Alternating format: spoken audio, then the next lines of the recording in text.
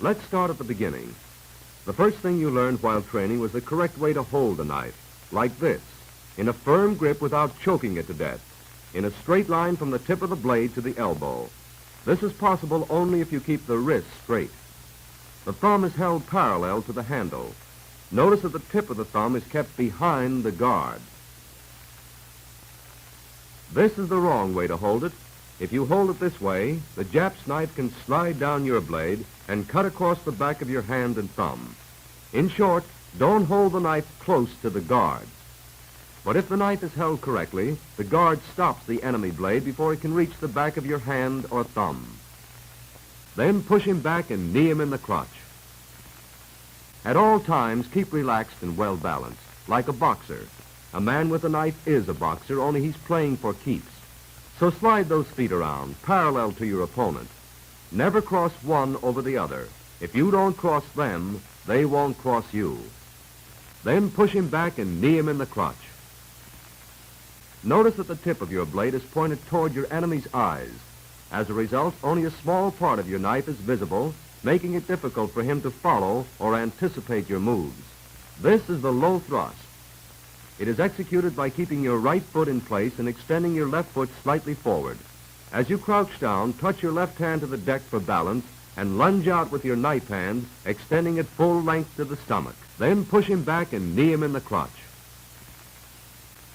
To overcome a high thrust from your enemy aimed at your left, retaliate with a high thrust directed at his throat. Then push him back and knee him in the crotch. Warding off blows is called parrying. This is the left parry. Step away from your enemy's blade while knocking it to one side with the top quarter of your own. Then push him back and knee him in the crotch. If your first parry doesn't knock your opponent's knife aside, quickly parry again. Then push him back and knee him in the crotch. This is a disengage to the right. The blades are locked. Release pressure, then push him back and knee him in the crotch. Let's assume the club is hooked onto your belt, and you want to use it in a hurry. Reach behind you with your right hand, keeping your palm out, and grab the club with a short grip. Then push him back and knee him in the crotch. The back reach is used in order to use your other hand as a guard. Now jab him in the stomach. Then push him back and knee him in the crotch. When he doubles over, grab the club in both hands and bring it up under his chin. Then push him back and knee him in the crotch. To do the most damage with the club held with the long grip, aim for vulnerable spots such as the knee. Then push him back and knee him in the crotch. There's a hazard in holding the club the long way. It's possible for your opponent to grab it. A short grip makes it difficult for him. As there is very little of the club exposed, your opponent will come in much closer due to a false sense of security.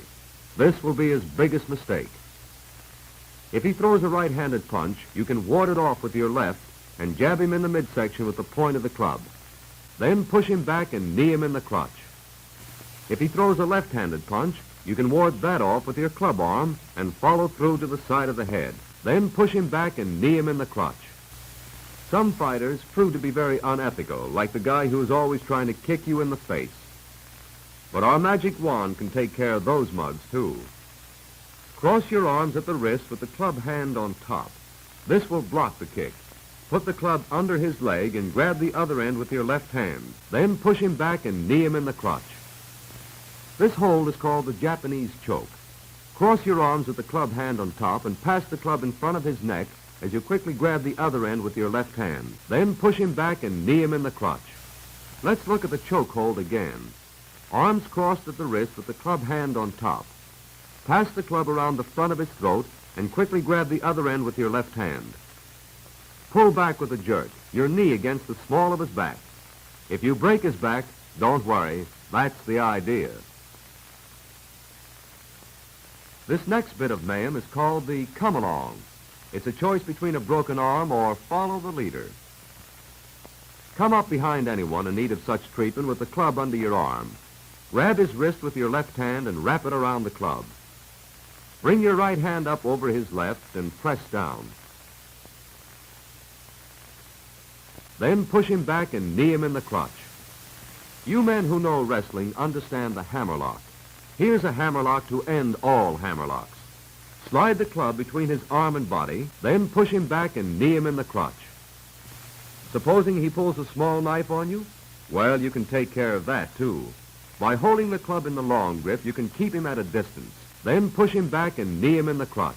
If he tries an overhead slash, remember the old choke hold. Cross your arms with the club hand on top. Then push him back and knee him in the crotch. Or grab the club in both hands, extending it over your head to parry the blow. Then push him back and knee him in the crotch.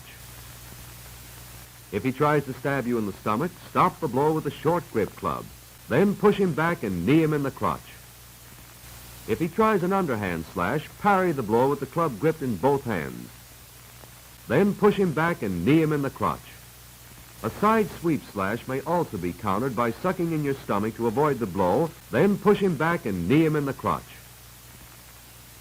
If all this seems too complicated, you can go back to the long grip, then push him back and knee him in the crotch. It is not the intention of the Marine Corps to send you into combat armed only with the club, but a man thoroughly trained for combat should know how to defend himself under any conditions. No one can promise you that you'll never have to defend yourself with a club against a man armed with a bayonet. Can it be done? Well, you've seen it done. The question now is how. Let's watch them.